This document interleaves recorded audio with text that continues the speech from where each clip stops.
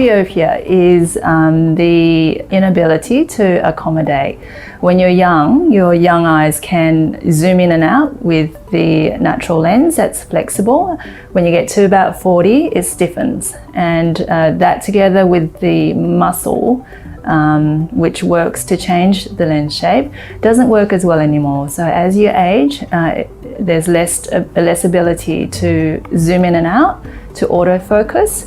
And so when that focus gets stuck, you can't zoom in, you can't autofocus. And that's essentially what presbyopia is. Presbyopia is actually quite an exciting area because we know that most people will start to notice this by the age of 40. So it ranges from age 40 to 50, and 45 is the average presentation of patients with presbyopia symptoms. We are going to see about 2 billion people with presbyopia by next year. So it's a lot of people who are getting into that age range, and I see a lot of patients with this condition.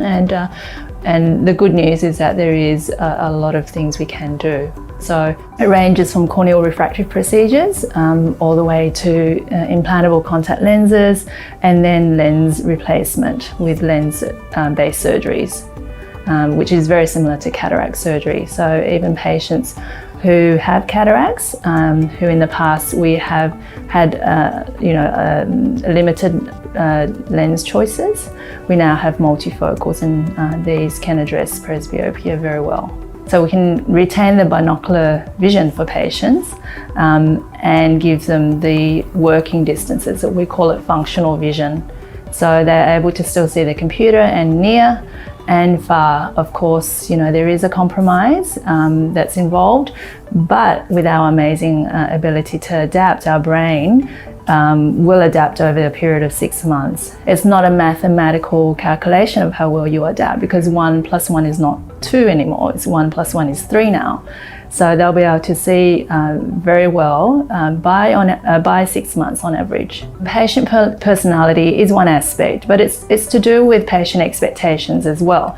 So you might be a different personality, or you might be more demanding, but it's really about setting the expectations and knowing ahead of time what to expect after surgery. And as long as patients understand that they'll go through a period of adaptation, which is all quite normal, they're more willing to accept some of the things that come along with multifocal implants, such as glare and halos in the initial period.